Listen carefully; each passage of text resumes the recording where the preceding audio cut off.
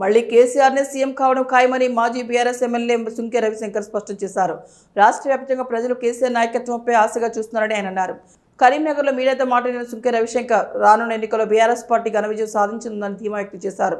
Municipal ఎన్నికల్లో Karimnagar municipal కార్పొరేషన్తో పాటు జిల్లాలోని 13 మున్సిపాలిటీపై గులాబీ జెండా ఎగరడం ఖాయమని తెలిపారు. ఇటీవల జరిగిన సర్పంచ్ ఎన్నికల్లో ప్రజలు కాంగ్రెస్ ప్రభుత్వానికి కర్రు కాల్చి వాత పెట్టినప్పటికీ ఆ పార్టీకి ఇంకా బుద్ధి రాలేదని విమర్శించారు. ప్రజా సమస్యలను పక్కన పెట్టి రాజకీయాలు చేస్తే ప్రజలు తగిన గుణపాటు చెప్తారని హెచ్చరించారు. కేసీఆర్ ముఖ్యమంత్రిగా ఉన్న కాలంలో తెలంగాణ అన్ని రంగాల్లో అభివృద్ధి సాధించిందని, సంక్షేమ పథకాల ద్వారా పేదల జీవితాల్లో మార్పు వచ్చిందని గుర్తు చేశారు. అదే నమ్మకంతో ప్రజలు మరోసారి బీఆర్ఎస్కి అధికారం అప్పగించేందుకు సిద్ధంగా ఉన్నారని ఆయన అన్నారు. ఈ కార్యక్రమంలో పలువురు నాయకులు పాల్గొన్నారు.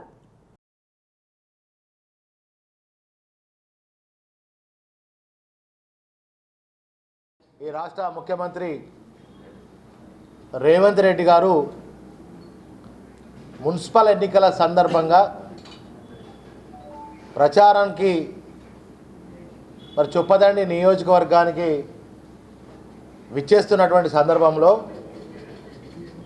ఈ రాష్ట్ర ముఖ్యమంత్రి నేను ఒకటే ప్రశ్నిస్తా ఉన్నా.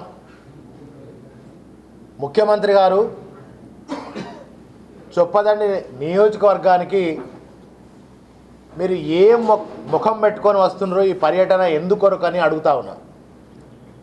అంటే ఎన్నికలు వస్తే ప్రజలు గుర్తుకొస్తారు, ఎన్నికలు వస్తే మీకు ప్రజలు గుర్తుకొస్తారు.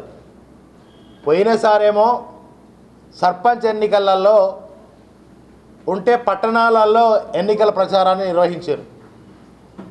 మరి ఈసారేమో గ్రామీణ ప్రాంతాన్ని సెలెక్ట్ చేసుకొని పట్టణ ఎలక్షన్ల ప్రచారం కోసం విచ్చేస్తున్నారు. నిజంగా ఒక ముఖ్యమంత్రి ఒక సర్పంచ్ ఎన్నికలకు రావడం, ఒక మున్సిపల్ ఎన్నికలకు రావడం అనేది చాలా సిగ్గుచేటు. నిజంగా బాధ అనిపిస్తుంది. ఎందుకంటే ఒక ముఖ్యమంత్రి